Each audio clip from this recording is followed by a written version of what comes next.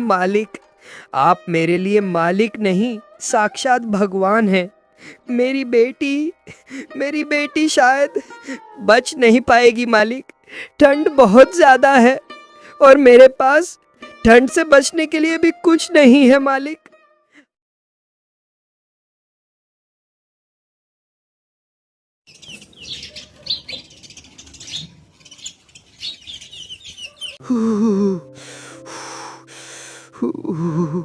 हे भगवान, ये ठंड तो मेरी जान लेकर रहेगी।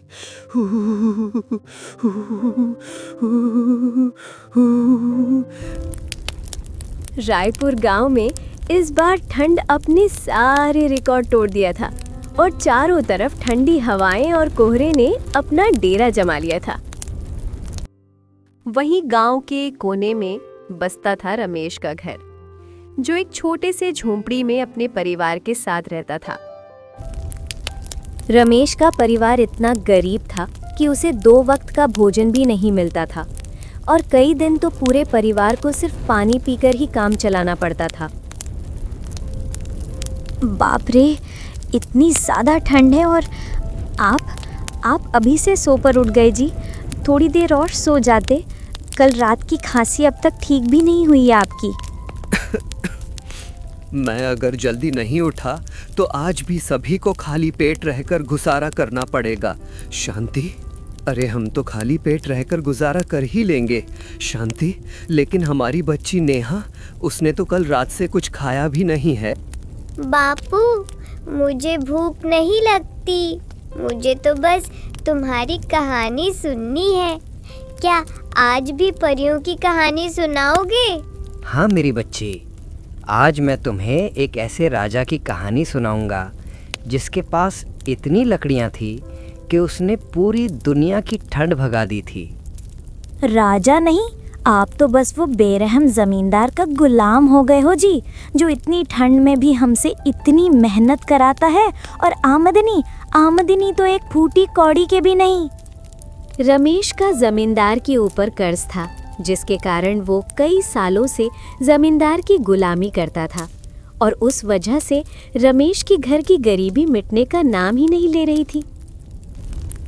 परिवार की गरीबी इतनी ज़्यादा थी कि शांति थोड़े से अनाज में बहुत सारा पानी डालकर खाना बनाती थी, ताकि खाना पतला ही सही पर पेट भरने का भ्रम पैदा हो सके। इस पतली खिचड़ी को वे प्यार से पानी अमृत कहती थी। हे अन्न देवता, आज भी हमें बचा लो और इस पानी में भी कुछ स्वाद भर दो, जिससे पूरे परिवार का पेट भर सके। सुबह की सूरज ठीक से ऊपर आई भी नहीं थी और इतने में गांव का सबसे क्रूर इंसान जमींदार बिसंभर अपने मुंशी बिरजू के साथ रमेश के घर पहुंचे। अरे और रमेश, वाह, अभी तक चूल्हे के सामने बैठा है। मैंने तो सोचा था तू मेरे लिए आज पूरा जंगल काट कर रखेगा। भूल गया, तू आजाद नहीं है, तू तो मेरा गिरवी है रे। मालिक, आज सुबह की ठंड बहुत ज़्यादा है, इसलिए थोड़ा हाथ सेंक रहा था। बस 10 मिनट में मैं अभी निकलता हूँ मालिक। 10 मिनट? तेरी एक एक सांस का ब्याज चढ़ रहा है मूर्ख। मुझे आज दोपहर तक 20 मन बेहतरीन लकड़ियां चाहिए। और हाँ, कर्ज याद है ना, 500 रुपए और उसका ब्याज 50% हर दिन बढ़ रहा है।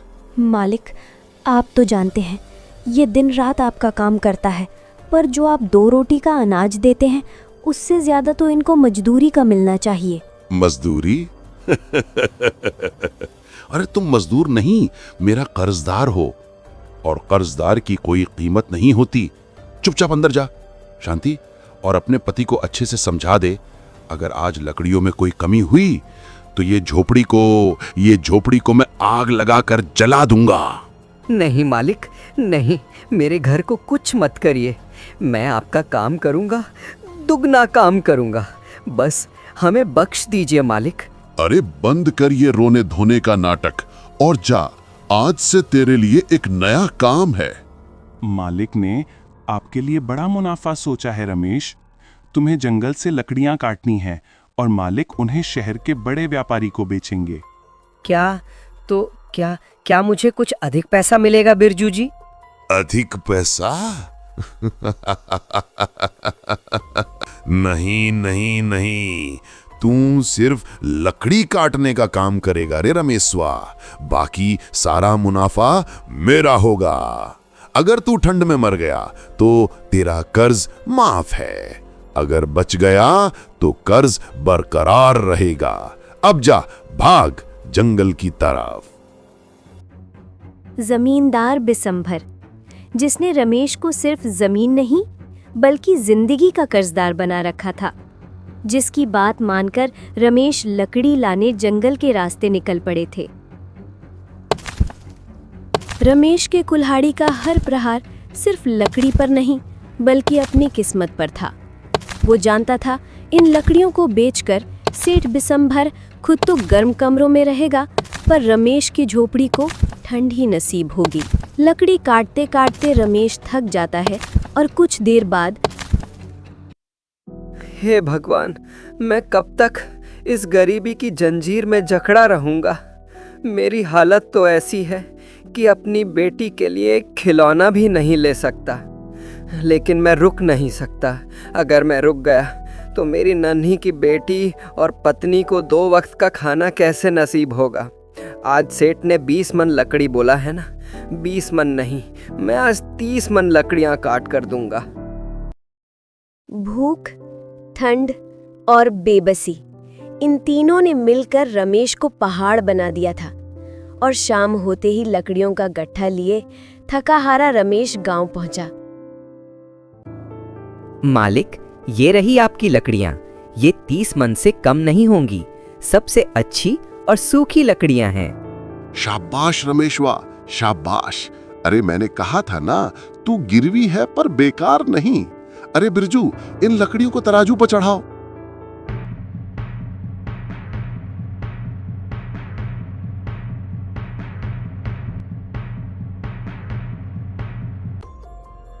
मालिक, ये लकड़ियां तो 35 मन हैं। बहुत बढ़िया काम किया है रमेश ने। मालिक, तो क्या आज मुझे कुछ पैसा मिलेगा? मेरी बेटी के लिए मुझे एक शॉल और घर के लिए राशन खरीदना था मालिक। क्या कहा? पैसा?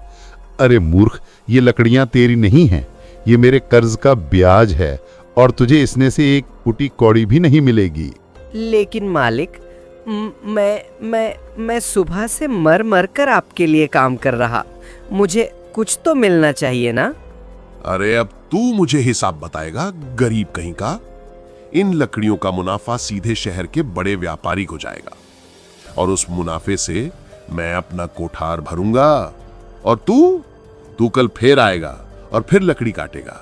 तेरा कर्ज 500 का 500 ही रहेगा, समझा?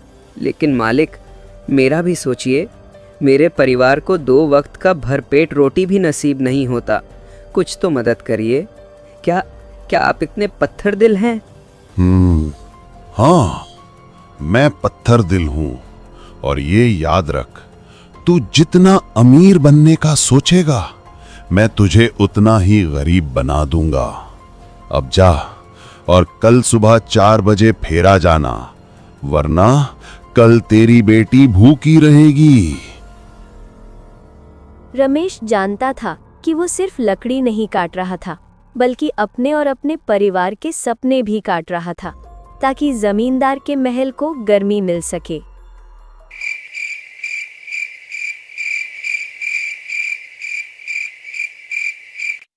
रमेश खाली हाथ घर लौटा था।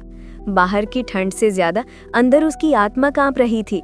उसे पता था कि आज रात उसकी मेहनत से नहीं बल्कि उसकी बेबसी से घर का चूल्हा ठंडा रहेगा।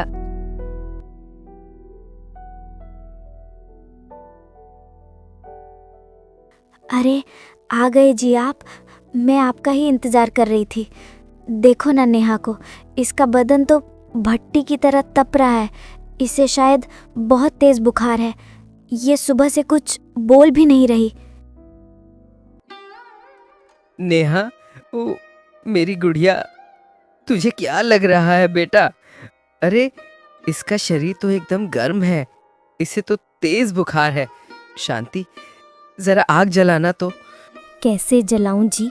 कल 2-4 लकड़ियां थीं, उसे भी सुबह जमींदार के डर से फूंक दी, और आज तो आप खाली हाथ आए। उसने पैसे नहीं दिए क्या? नहीं शांति, उसने तो मुझे एक पैसा भी नहीं दिया और कह रहे थे कि मेरा काम कर्ज का ब्याज है, मेरी मेहनत उसका मुनाफा है, और उसने सारी लकड़ियां शहर के व्यापारी को बेच दी। शांति, बापू, मेरे पेट में बहुत दर्द हो रहा है। क्या आज भी हम पानी अमृत पिएंगे? मुझे ठंड लग रही है बापू, मुझे गरम गरम खाना चाहिए। हाँ मेरी रानी, हम आज भी पानी अमृत ही पिएंगे, पर आज मैं अपने आंसू भी डाल दूंगा उसमें। शायद उसका स्वाद कुछ बदल जाए मेरी बच्ची। ये रात बहुत लंबी है जी। कल सुबह आप जमींदार के पास जाना और उसे बताना कि हमारी बेटी बुखार से मर रही है। उसे कुछ तो दया करनी होगी। दया? शांति, उस पत्थर के सीने में दया नहीं है। वो जमींदार नहीं, वो मौत का व्यापारी है। पर हाँ, मेरी बेटी की सांसों के लिए मैं कल फिर उसके पैरों पर गिरूंगा। शांति।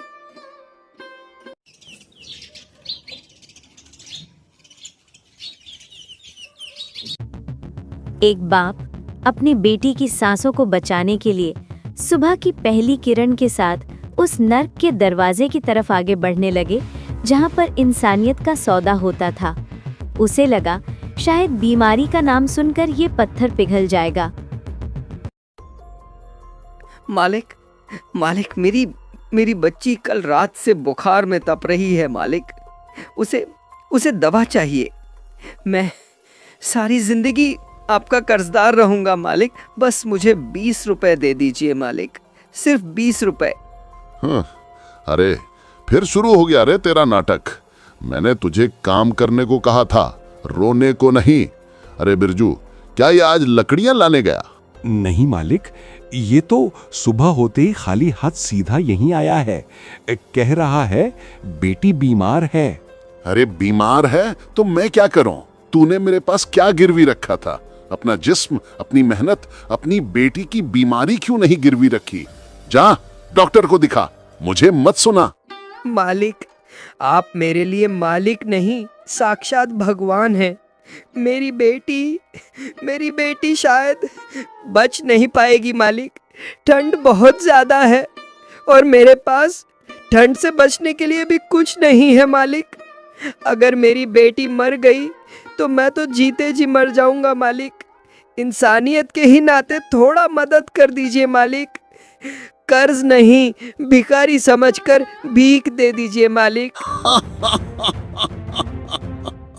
भिखारी कहीं का? अरे बंद कर ये मगरमच्छ के आंसू गिराना।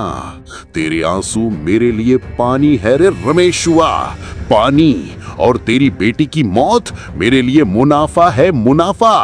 अगर तेरी बेटी मरेगी तो तू भी मरेगा। फिर तेरी बीवी मेरा गुलाम बनकर यहाँ काम करेगी रे रमेशुआ। चल भग यहाँ से। और हाँ, कल तक अगर तूने 50 मन लकड़ियां नहीं काटी तो मैं खुद तेरी झोपड़ी पर ताला लगा दूंगा और तेरी बीवी को मेरे यहां काम करने ले आऊंगा रे रमेशुआ। जहां इंसानियत दम तोड़ देती है, वहां सिर्फ पैसों की आवाज गूंजती है। रमेश के पास अब जंगल जाने के अलावा कोई दूसरा विकल्प नहीं था। रमेश एक पल की भी देरी किए बिना बेटी को बचाने की आस में सीधा जंगल की तरफ भागने लगे। सभी तरफ से जंगल बिल्कुल शांत था। रमेश लकड़ी की तलाश में चल ही रहा था कि तभी सुनसान जंगलों में अचानक से ओम नमः शिवाय, ओम नमः शिवाय, ओम नमः शिवाय, ओम नमः शिवाय, ओम नमः शिवाय।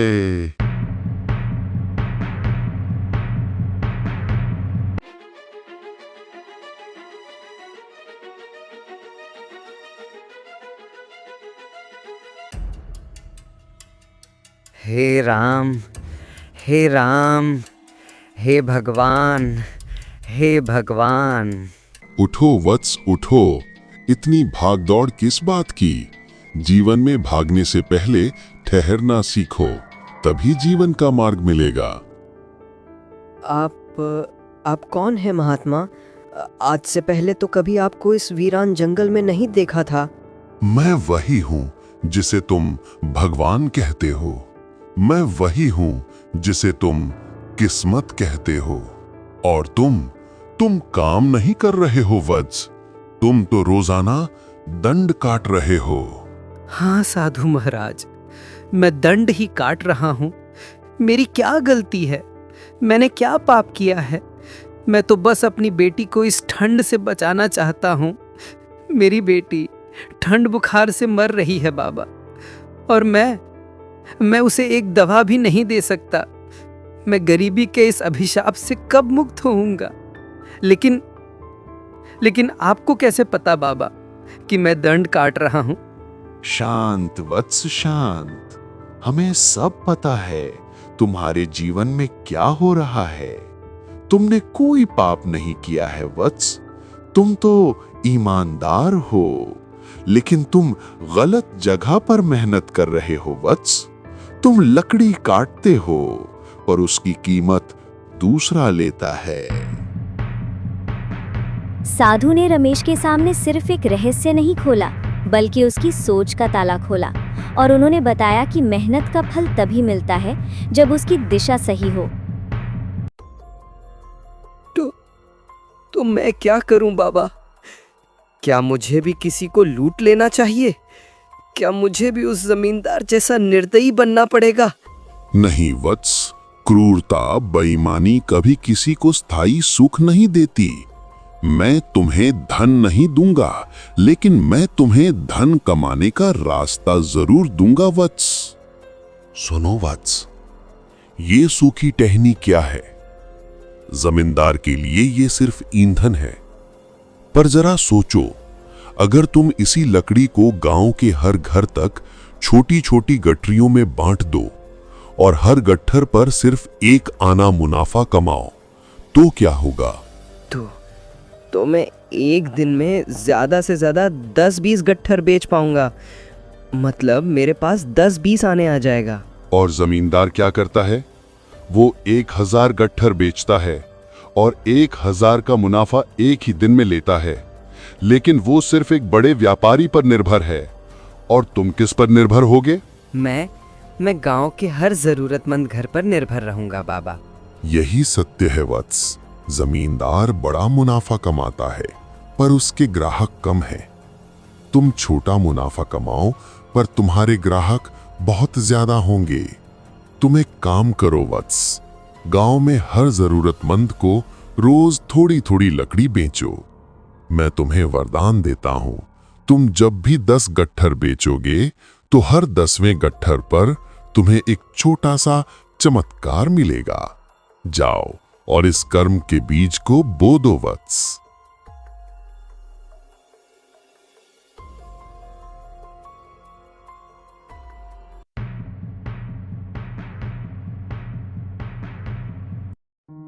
रमेश के मन में अब भय नहीं, विचार था।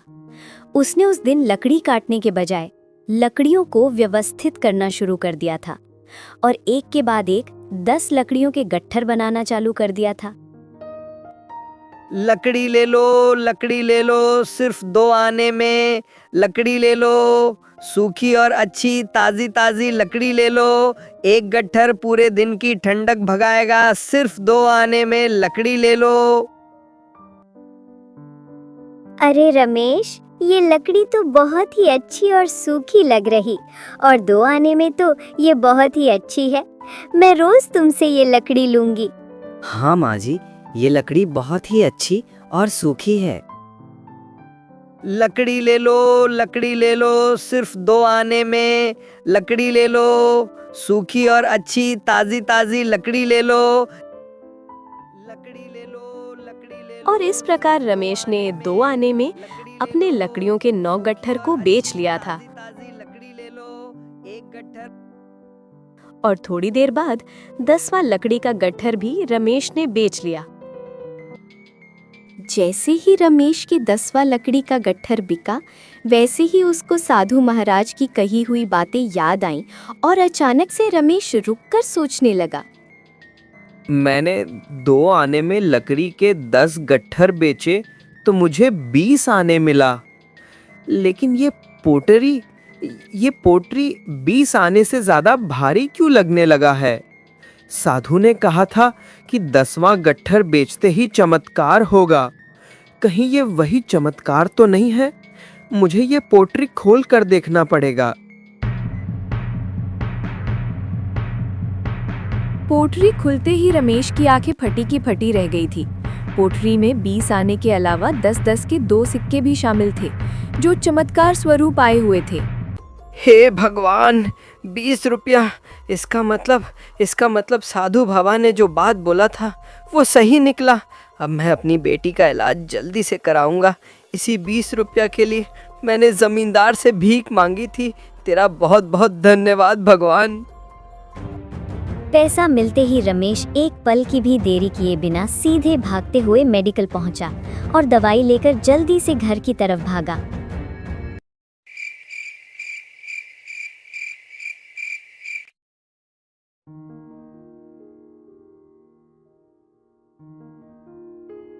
दवाई खाते ही नेहा की तबीयत में अब सुधार आने लगी थी और पूरे परिवार ने अब राहत की सांस ली थी।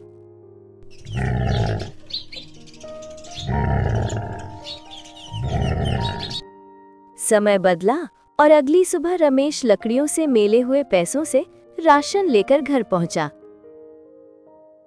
घर आते ही रमेश ने शांति को साधु महाराज की कही हुई बातें और जंगल में हुई सभी घटनाओं के बारे में बताता है, जिसे सुनकर शांति बोलती है, ये सब आपके सही कर्मों का फल है जी। आपकी ईमानदारी और साधु का वरदान ही है जो हमारा जीवन आज बदला और हमारी बेटी ठीक हुई। बापू, आज मुझे ठंड बिल्कुल नहीं लग रही। बापू, ये ईमानदारी और कर्म क्या होता है? क्या आप मुझे इसकी कहानी सुनाओगे? हाँ बेटा, ईमानदारी और सही कर्म में बहुत ताकत होती है। मैं जरूर तुझे इसकी कहानी सुनाऊंगा बेटा। समय आगे बढ़ता चला गया और रमेश रोजाना की तरह जंगल से लकड़ी लाकर जरूरतमंद को लकड़ी बेचते चला गया। और समय के साथ साथ धीरे धीरे रमेश का ग्राहक भी बढ़ते चला गया। और जैसे जैसे लकड़ी बिकते गया, वैसे वैसे साधु के वरदान के कारण रमेश को हर 10वें गट्ठर पर थोड़ा सा अतिरिक्त धन मिलता जा रहा था। रमेश अब जमींदार से मुंह मोड़ लिया था और छोटा मुनाफा ही सही, लेकिन अब खुद का काम करना चालू कर दिया था। समय बदला और शांति अब पानी अमृत की जगह अच्छा स्वादिष्ट भोजन बनाने लगी थी और पूरा परिवार अब एक बेहतर जीवन जीने लगा था। समय आगे बढ़ते चला गया और आखिरकार रमेश की मेहनत रंग लाई। रमेश अपनी ईमानदारी और अच्छे कर्म से लकड़ी बेचकर अब एक नए पक्के घर में आ चुका था। मुझे विश्वास ही नहीं हो रहा कि ये हमारा घर है। यहाँ ना तो ठंड आएगी और ना ही बारिश। ये सिर्फ और सिर्फ आपकी ईमानदारी की मेहनत का फल है जी। ये हम सब की मेहनत और उस साधु बाबा के वरदान का फल है शांति। हम छोटे ही काम किए, लेकिन हमने अपनी नींव को पक्का रखा। अब हम किसी जमींदार के कर्जदार नहीं, बल्कि हम भी मालिक हैं। बापू, अब इस नए घर में परियों की कहानी सुनाओगे ना? इस घर का तो हर कोना गर्म है। हाँ बेटा, आज से मैं तुम्हें सिर्फ कहानी नहीं सुनाऊंगा, बल्कि मैं तुम्हें सत्य की, एक गरीब की और ईमानदारी से भरी हुई कहानी सुनाऊंगा।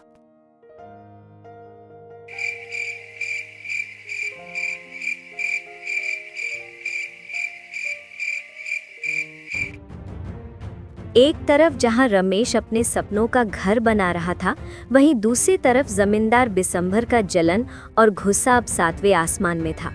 जमींदार मानता था कि वो गरीबी का देवता है, लेकिन अब अपने ही सामने सफलता का पहाड़ खड़ा होते देख बिसंभर सेठ गुस्से से आग हो गया था। अरे वो बिरजू, ये क्या हो रहा है रे? ये रमेशवा जिसकी बेटी को मैंने मरने के लिए छोड़ दिया था, आज उसने पक्का घर कैसे बना लिया? ये 500 रुपए का कर्जदार आखिर इतना जल्दी अमीर कैसे बन गया? मालिक, रमेश अब जंगल से लकड़ियां काटकर आपको नहीं बेचता। वो अब सीधे गांव के घर घर में जाकर छोटे छोटे गट्ठर बेचता है और हर कोई उचित मूल्य देकर रमेश से लकड़ी खरीदता है, क्योंकि उसका दाम कम है और वो बेईमानी नहीं करता।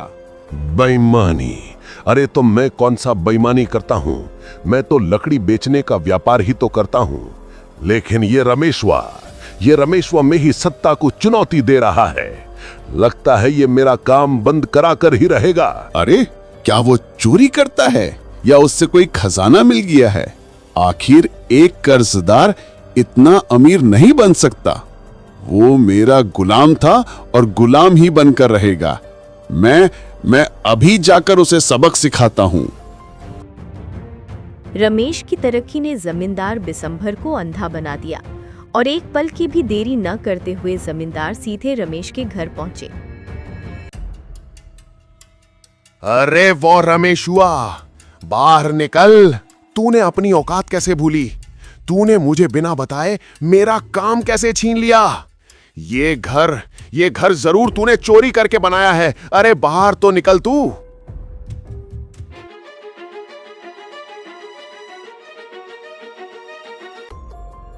मालिक, मैं आपके 500 रुपए का कर्जदार हूँ, कोई गुलाम नहीं। और ये घर मैंने ईमानदारी से मेहनत करके एक एक पैसा गिनकर बनाया है। चोरी का घर आप बनाते हैं मालिक, मैं नहीं। अरे तेरी इतनी हिम्मत! तू अब मुझसे जबान लड़ाएगा? तू जानता नहीं मैं क्या कर सकता हूँ। मैं अभी तेरे इस पक्के घर को खंडहर में बदल दूंगा। और हाँ, कल से तू फिर मेरे लिए काम करेगा और तेरा ये सारा फालतू पैसा अब मेरा होगा। नहीं, अब मैं आपके लिए काम नहीं करूंगा। अब मैं ईमानदारी के लिए काम करूंगा। और जहां तक मेरे कर्ज की बात है, तो मैं अभी आपके 500 रुपए और 50% ब्याज के साथ पूरे 750 रुपए देता हूं। और आज से मैं मुक्त हूं। मेरा परिवार आजाद है और अब आप यहां से जा सकते हैं। नहीं, ये नहीं हो सकता। एक कर्जदार कभी मेरे से आगे नहीं बढ़ सकता। रूपेश ने सिर्फ कर्ज नहीं चुकाया था, उसने जमींदार के अहंकार को भी तोड़ा था। जमींदार जो हमेशा दूसरों को गरीब बनाने पर टिका रहता था, वो आज पहली बार अपने ही अमीरीपन में अकेला और हारा हुआ महसूस कर रहा था।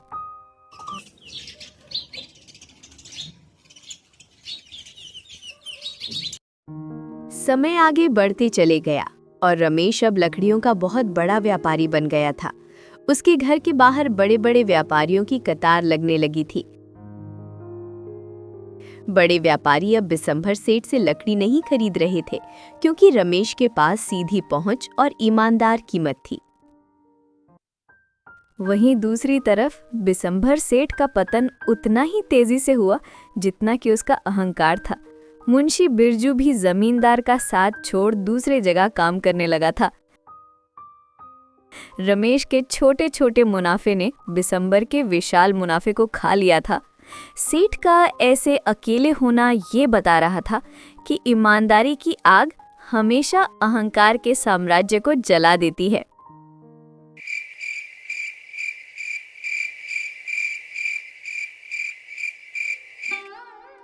हे भगवान, ये कैसी ठंड है। ये ठंड तो मेरा पूरा खून जमा देगी।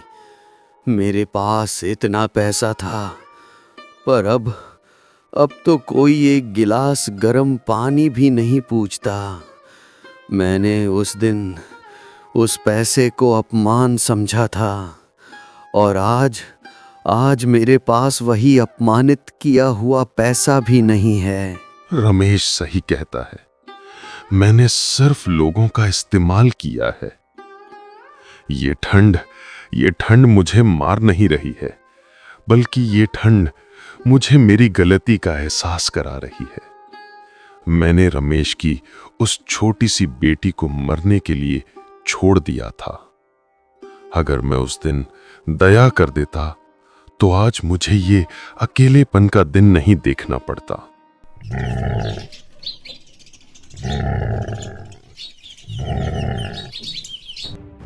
हर अंधेरे के बाद ही रोशनी आती है।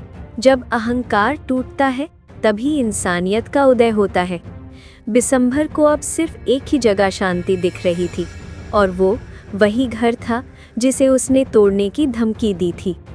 और सुबह होते ही अपनी गलती का पछतावा करते हुए सेठ रमेश के घर पहुंचे। अरे मालिक, आप और यहाँ? रमेश, मुझे माफ कर दे भाई। मैं बहुत गलत था। मैंने तुझे और तेरे परिवार को इस ठंड में मरने के लिए छोड़ दिया था। मैंने तेरी बेटी को उसकी सांसों के लिए कीमत मांगी थी। मैंने अपनी जिंदगी में जुर्म करने के सिवा कुछ नहीं किया है था। उठिए सेठ जी, उठिए। आप ये क्या कर रहे हैं? ये आपकी जगह नहीं है। आप तो मेरे मालिक रह चुके हैं। नहीं रमेश भाई, तू मेरा मालिक है। तूने मुझे सत्य दिखाया। मुझे अब पता चला कि गरीबी क्या होती है। जब इस ठंड में मुझे एक ग्लास गर्म पानी भी नसीब नहीं हुआ, मेरी बेटी, मेरी पत्नी सब मुझे छोड़कर चले गए। ये सब मेरे अहंकार और पापों का फल है भाई। अजी सुनिए, इन्हें अंदर आने दो। बाहर बहुत ही ठंड है। कोई भी इंसान इतनी ठंड में बाहर कैसे रहेगा? आइए सेठ जी, अंदर आइए। आप ठंड से कांप रहे हैं। अंदर आग जल रही है। थोड़ा देर आग के पास बैठिए। रमेश भाई, ये वही घर है जिसे मैंने तोड़ने की धमकी दी थी, और आज यही घर मुझे रहने के लिए शरण दिया। मुझे माफ कर दो रमेश भाई। बापू, ये कौन है? क्या ये राजा है? और ये क्यों रो रहे हैं? नहीं मेरी रानी, ये राजा नहीं है। ये एक ऐसे आदमी थे जिन्होंने बहुत सारा अंधेरा जमा कर लिया था, पर अब इन्हें रोशनी मिल गई है। हम इन्हें क्षमा करते हैं। क्षमा? हाँ, बस यही चाहिए था। मैं अब अपनी बाकी जिंदगी तुम्हारी मदद करके गुजारना चाहता हूं रमेश भाई। मुझे कोई भी काम दे दो, लकड़ी काटना, बाजार जाना, कुछ भी काम हो। सेठ जी, हम आपको काम नहीं देंगे, हम आपको सहारा देंगे। आप चाहें तो हमारे साथ इस गांव की भलाई के लिए काम कर सकते हैं। आप गांव के लोगों को सही व्यापार करने के तरीके बता सकते हैं, लेकिन अब ईमानदारी के तरीके से। रमेश ने सिर्फ एक दुश्मन को माफ नहीं किया, बल्कि उसने एक बिगड़े हुए इंसान को सुधरने का दूसरा मौका दिया। गरीबी की मार ने रमेश को मजबूत बनाया और ईमानदारी ने उसे अमीर बना दिया। सच्ची दौलत मेहनत और ईमानदारी में है, न कि शोषण और क्रूरता में। अहंकार और लालच अंततः इंसान को अकेला और गरीब बना देते हैं, जबकि क्षमा और ईमानदारी हमेशा सबसे बड़ी संपत्ति होती है।